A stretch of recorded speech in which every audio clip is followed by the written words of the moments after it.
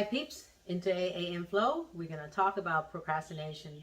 This is freshly inspired by my conversation with a client this morning who's wholehearted, high achieving just like you, right? Who's on top of things and then just certain things.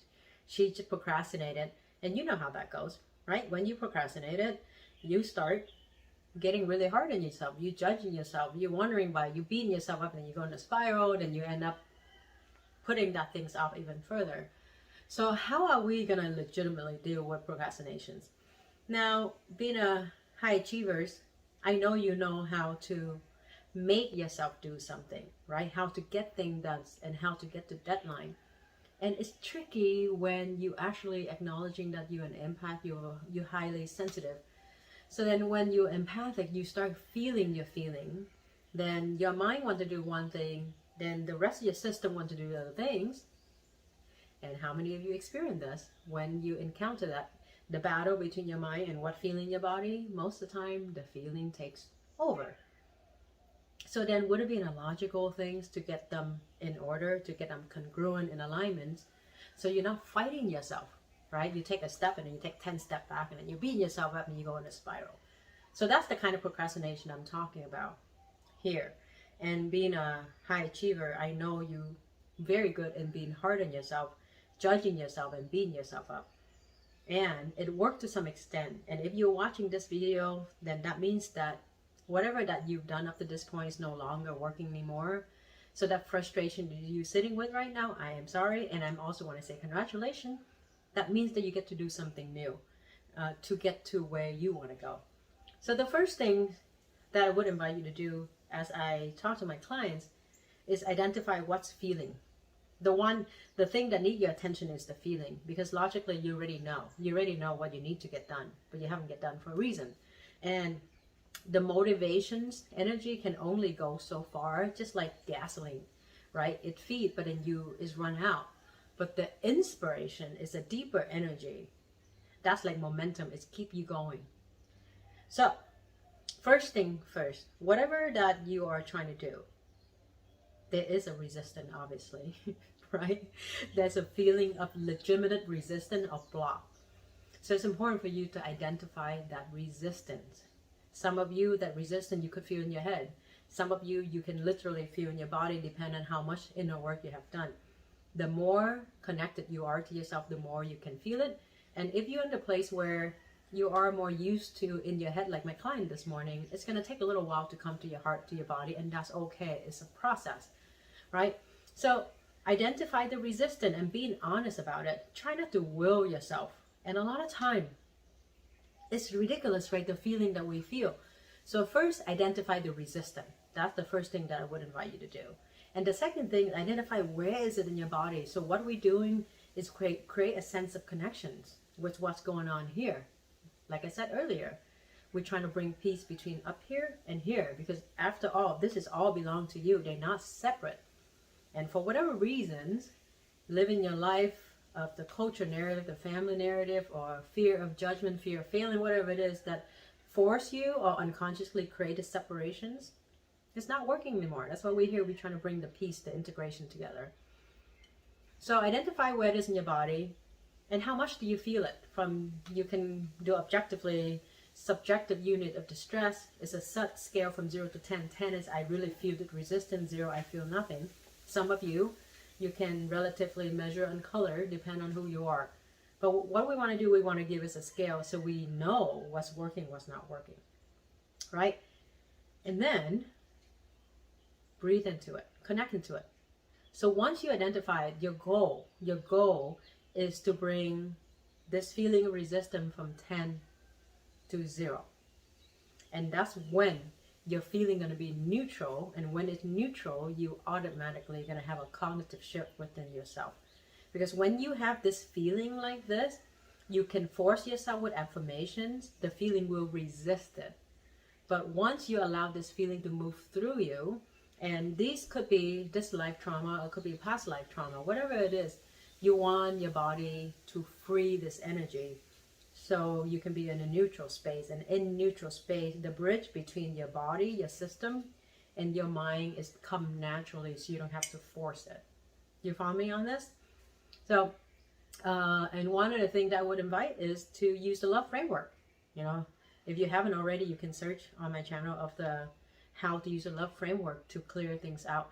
There's so many different modalities that you can use. You can use Reiki, you can use EFT, TFT, EMDR, you can go to traditional therapy, you can go to a coach, a healer, to each their own. Depend where you are in your life. The main thing is to find the right person that vibe with you, that resonate with you, to let that person support you and help you move through it. If the subject is simple, you can sit and clear it yourself. But if it's something really complicated, I would highly, highly recommend you to have a professional to be there for you, to have somebody who you respect and trust to hold your heart to move through the process.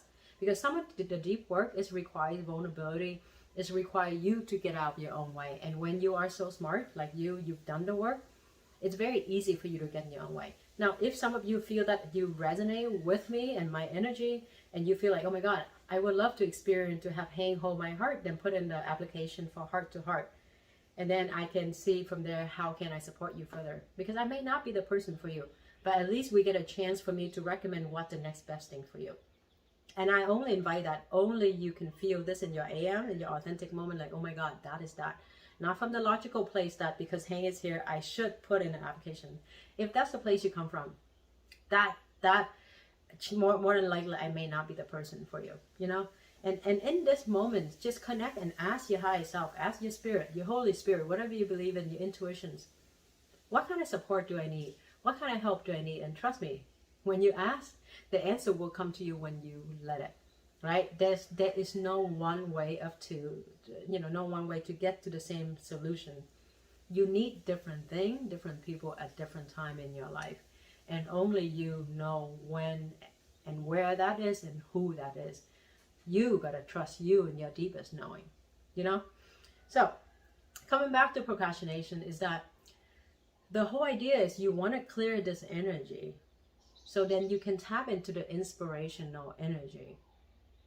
And the more you suffocate and you force yourself and your soul, the more the system will resist and want to procrastinate. So when you procrastinate, there's two things happening. One is there's some unresolved energy that need to be released so you can come in alignment of what you're creating. Two is whatever that you're trying to do is not really lined up with who you are. And your system is legitimately telling you, you know, that's not what I want. Just like you wanna go to school to become a doctor, and yet you grow up, your family tell you should be a lawyer, should be a singer, whatever. That's just not you. So your system will resist that, because that's just your soul trying to nudge you to your true path north. So that's one direction.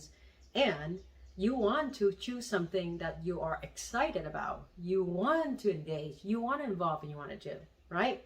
And if the thing is aligned with your soul and you still have resistance, that means that you have stuff to deal with. Use the love framework to clear it out. Ask somebody to help you clear it out so you can enjoy the process of creating and experiencing life. So that's my take on procrastinations. And you know, it's purely inspired from my client this morning. It's like she's been procrastinating on some of the things for a long time. And last week she's in my IM program right now, which is it's called Into the Authentic Moments. Play with and experience magic in a 12-week. It's completely changed her energy. And in the energy of play, the inspiration, all the things that she's been procrastinating, she started doing without even trying too hard. So point is, when you connect with your deep soul path, your inspirations, you will want to do things. You will be inspired to engage. And you will want to do the work. And life is more fun that way, in my opinions. Now, am I saying that life is not going to be hard, challenging, not going to happen when you inspire? No, absolutely not. Even when you inspire, you're going to be counting challenge. But because your inspiration energy is stronger, your vision, your love for the inspiration is greater than the pain itself, so you can graciously move through it. All right, I hope that will help you perspective for procrastinations. I would love to hear your insight on this.